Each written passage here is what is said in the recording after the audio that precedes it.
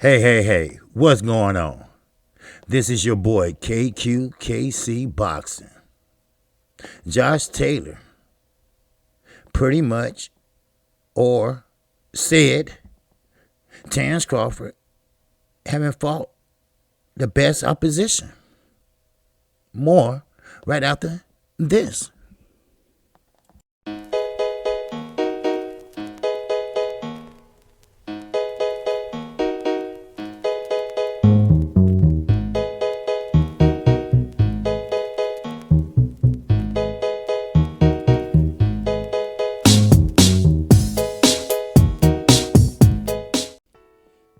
Welcome back to the channel.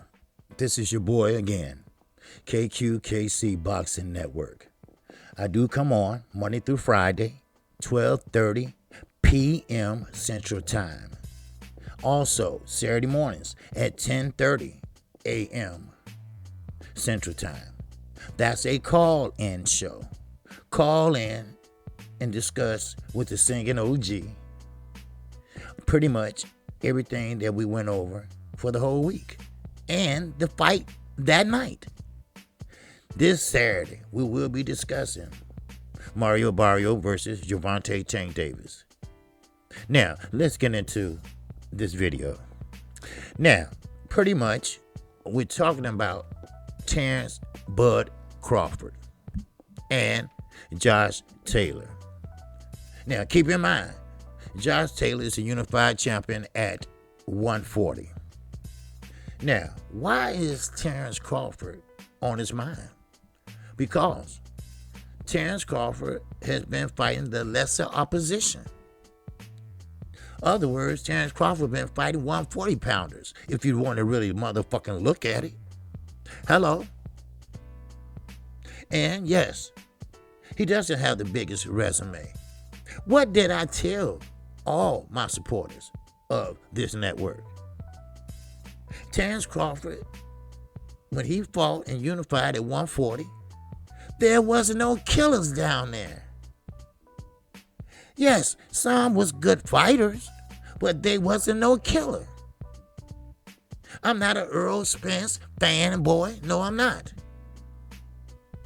But, well, actually, the Chalos are my favorite fighters. But I do like Earl Spence, too. He's in a close second.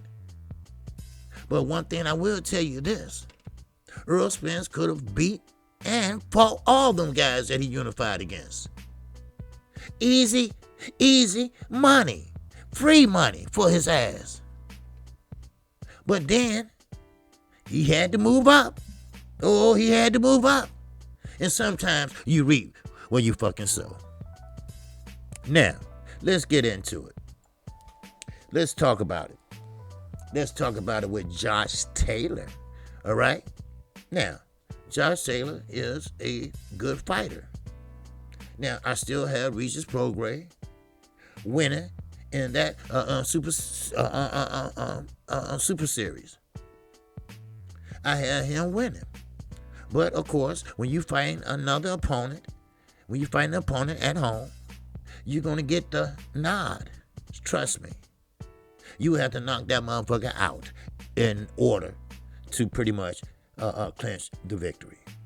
Now, IBF, WBA, WBO, WBC, Junior Welterweight.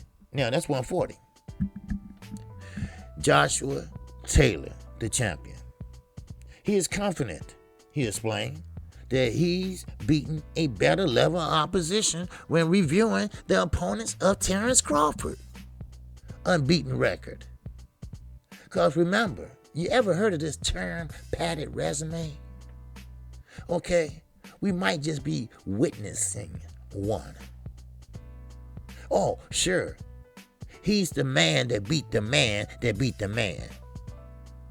So in other words, he's saying that when he obtained that WBO strap at 147, he beat Jeff Horn, who pretty much beat Manny Pacquiao. But don't forget, Floyd Mayweather beat Manny Pacquiao. So if you're going to go ahead, go on down the motherfucking line. But you can't. Because, see, Jeff Horn pretty much threw in the motherfucking, pretty much, we know what it is. Let me put it that way, all right? I'm just going to look at you and smile. We know what it is. All right, now, last month, Taylor won a 12-round decision, okay, over Jose Ramirez to unify the entire 140-pound division. T.O., now you see what Undisputed look like? Okay. Just checking.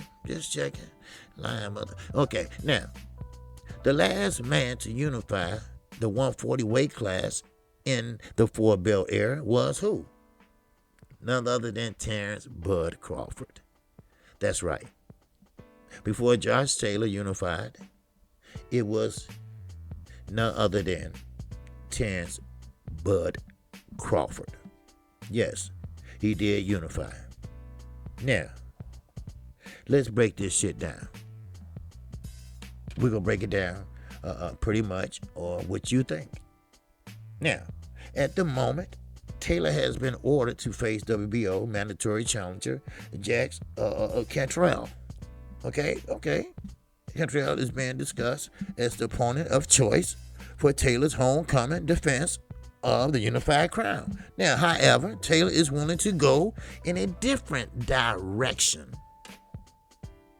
Now, if a better opportunity comes along and a bigger fight comes along, then that might happen. So, more power to him. But see, Taylor told Sky Sports, which is over in the UK, and you know he's from the UK. You never know. We'll wait and see what happens. Now, he also said, I've spoken to Top Rank.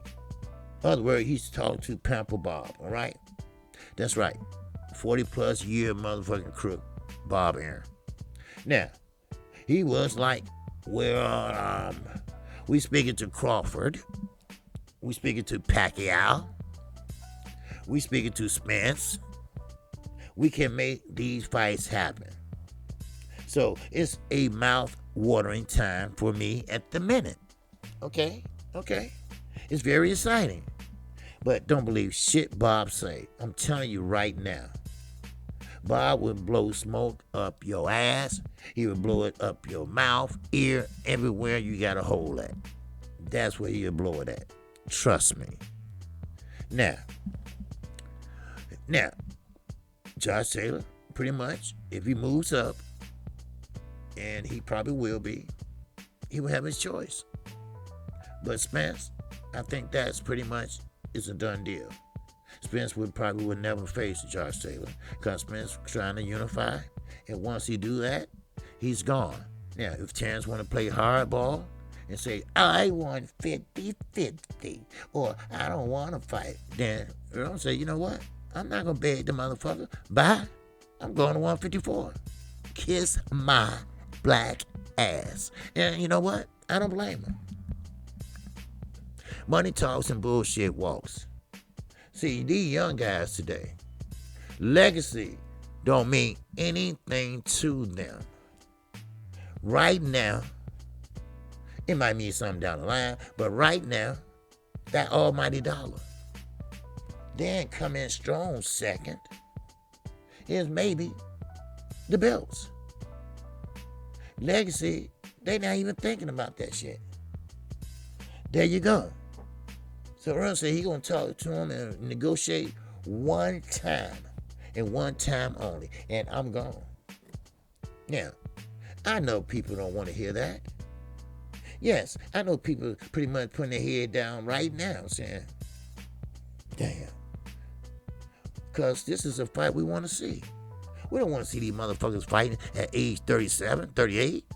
No. We want to see it right now. Hell, if you can squeeze it in after Pacquiao, we'd love to see it before this year's out. But then again, excuses. Then again, you got to negotiate. Now, keep in mind, Terrence Crawford has a boss. Let me explain to you what that means. When you have a boss like Bob Aaron gonna want the most possible. Now, Earl has worked hard. Now, I'm not taking anything from Terrence, but we have to be honest. He had fought the better competition. He doesn't say no. Little Mikey, as they call him now, since Earl beat him, he called out Earl Spence. Earl thought it was a joke.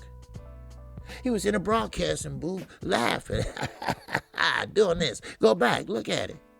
Because he thought it was funny. Then once Mikey started pretty much letting him know that it was real, and I can box you because I am the better and well-versed boxer. Well, that kind of pretty much told him, no, you're not. So that's why he didn't go for a knockout or anything. He just wanted to show you and I and Mikey that he can box. Now, I'm not going to keep saying that shit, all right? I've been saying this over and over again. I'm not going to keep saying this shit. So y'all stop saying, well, he couldn't even knock out Mikey. No, well, okay. Now you know. Now, if you don't want to know, then you just don't want to know. Now, let's keep this moving, all right? Now, like he said, he talked to Top Rank. And Bob, like saying, hey, Pacquiao, Spence, and that Crawford could pretty much, but that ain't gonna happen, okay? So, but like he said, it's mouth-watering for me at the minute. But it's very exciting, the prospect of the Masters fights. So, but it's not gonna turn out like you think, Josh. Because Earl will be gone. Manny Pacquiao probably will be retired. So, Terrence will be left there at 140. And right now, all he know how to say is no. Right now, all he got left up there at 147 when Earl leaves is Sean Porter and Keith Thurman. That's really at the age, as a gatekeeper. Of course you don't want to get in there with no Bruce Anderson or no young motherfucker. Because by that time, Bruce Anderson will pretty much learn more and more and more. I told you the other day that he will eventually be a champion. Not right now, but he will. He's no Earl Spence. He's a Bruce Anderson. So, now, let's keep this moving. Now, obvious, Pacquiao has got the Spence fight coming up. Now, Bud level, but we made the conversations and the connections, and I'm pretty sure that they're seeing me fighting as well. In other words, he's saying they seen him fight, okay? Now, I don't know, pretty much how this motherfucker wrote this, but I'm just giving you the facts, all right? And I'm giving you my commentary at the same motherfucking time. Now, saying what I want to do is go up to 147. Now, so I'm pretty sure that it'd be interesting in having those fights as well. Now, Taylor go on and say since both Taylor and Crawford are promoted by Top Rank, it's the easiest fight to be made. Okay? Now, that's if Bob ain't on his pretty much stubborn, senile motherfucking mode. Now, Crawford will be a significant favor to win the fight, but Taylor has pretty much defied the critics in the past, like Regis Prograis. And I wouldn't even say that was defied. I would say that was pretty much okay, if you know what I mean. Now, there always been a fight, okay? Now, Postell was a step too far. Prograis was a step too far. Ramirez was a step too far, said Taylor. They were all too good for me, and I keep proving them wrong. I prove them wrong again. I believe in my own ability, he said. I believe I fought better opposition than Crawford has. Although Crawford is very, very good. He's an elite level. Yes, yes. But he also go on to say this. But he hasn't fought the best opponents in his division. And I say to you, Josh Taylor, you're right. Sorry, Bud fans. But Josh Taylor hit it right on the button.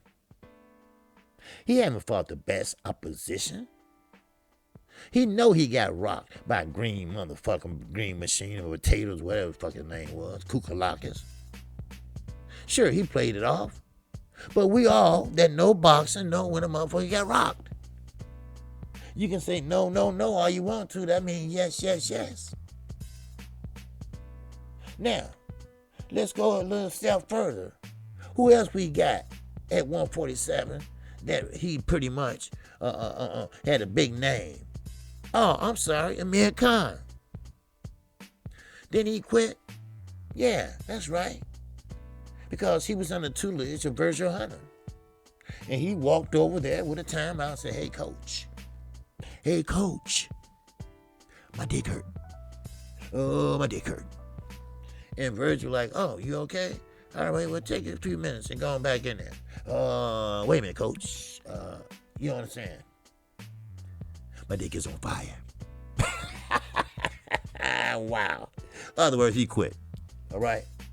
He quit because he believes that he couldn't go on. Now, of course, Virgil Hunter knew that was a bunch of bullshit. But if a fighter don't want to fight, you can't make him fight. You can't put that motherfucker whip out and say, get your ass in there and stop acting like a bitch. You can't do that. So, therefore, Virgil Hunter accepted the excuse.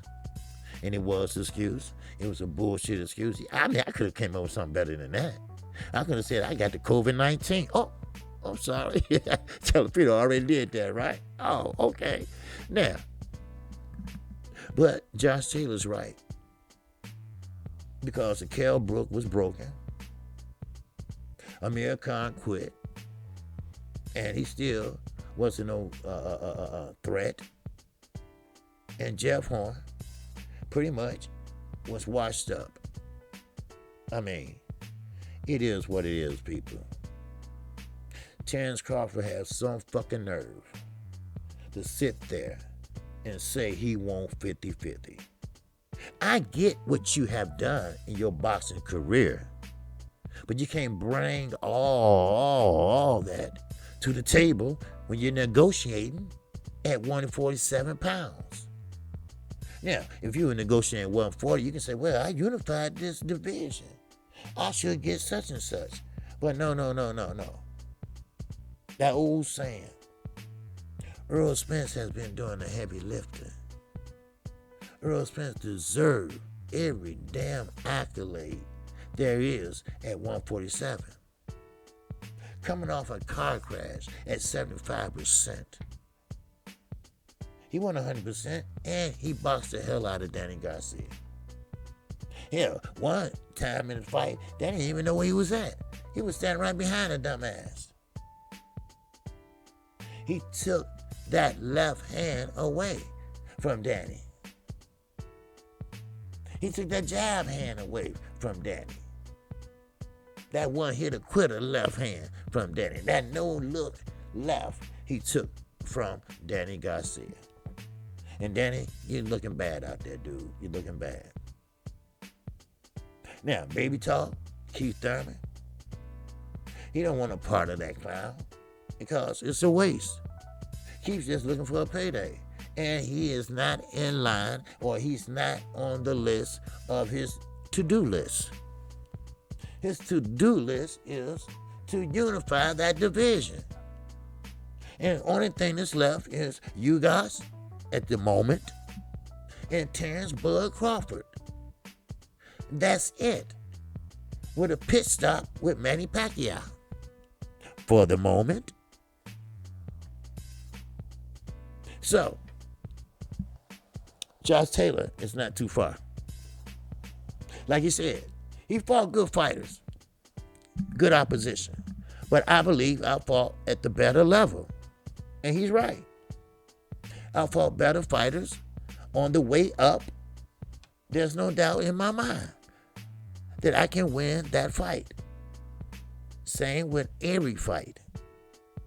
If I said the complete opposite, you'll be worried. Now, there you go. You heard it straight from Josh Taylor. We will be discussing this more today at 12:30 p.m. Central Time. I would like for you to pass on this video to all social media platforms. Let's grow this channel. Let's make this network what it should be. We are grown here. And keep in mind, I don't block anyone that has an opinion. You have that right to have that opinion. You're entitled to that opinion. You don't have to agree with me. You're a grown-ass man or woman, and you don't have to agree with me. But I tell you this, and I'm on a serious note here. I tell you this. Bud Crawford, you need to get your shit together. Time is passing you by, dude. I'm trying to be on the up and up with you. Time is passing you by, and you're letting it. Yeah, of course, you're supposed to be fighting in October. Whom? We don't know. It could be Zepeda. But knowing Bob and knowing the history you all have, the immediate history you all have, he probably say, you know what? Fuck him. So. And I believe you is not going anywhere. And let me tell you why. Because you don't have that heart. That heart that your fans, so-called fans, think you have. You don't have that killer instinct. Yes, you can box. I'm not going to ever take that away from a fighter. But like Gervonta Davis say, you got to have that dog in you. You got to have that dog in you. And you don't have it. I'm sorry, brother, you don't have it. Now, I don't know what's the last fight you got rocked or something. But you gotta make a change, dude. I'm a boxing fan, not a fanboy. But I'm gonna tell you what I think. Stop listening to Bo McIntyre. Big Mac, I call him. Greasy cankle motherfucker. He don't have your best interests at heart. He got his pockets at heart. He got Pamper Bob best interest at heart. But what about you? Who got your back? Who set you down and told you really, really, really what's going on? Did you ever do your research? Did you ever find out why Oscar De La Hoya, Floyd Mayweather, Miguel Cotto, I go on and on from fighters you don't even know or you never heard of, but got treated the same way, but not as bad as your ass is. He literally told the whole world, you pretty much screwed him. You cost him money. You like a dog that motherfucker the family don't want. I'm KQ. KC Boxing Network. If you haven't subscribed to this network, subscribe right now. Hit that damn like button for a change. Show the OG some love today. Because I'm going to give you facts, and I'm going to call it straight down the middle. I'm sorry. I am a member of the LDBC. If it weren't for them, I wouldn't be where I'm at today.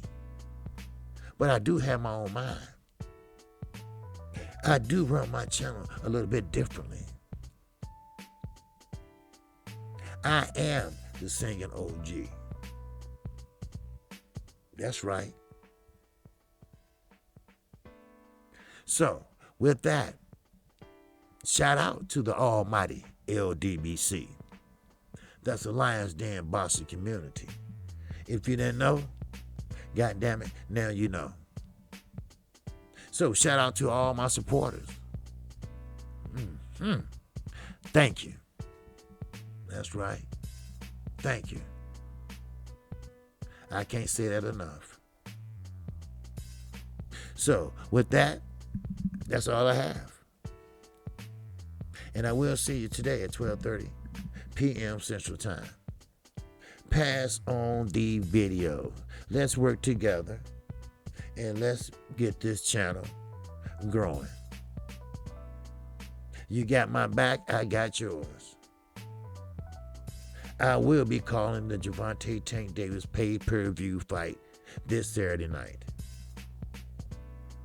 And yes, we got that for you. If you can't afford to watch it, if you can't afford to order it, trust me, I'm going to give you play-by-play and blow-by-motherfucking blow. And with that, I greet you with the ancient word of peace. Assalamu alaikum.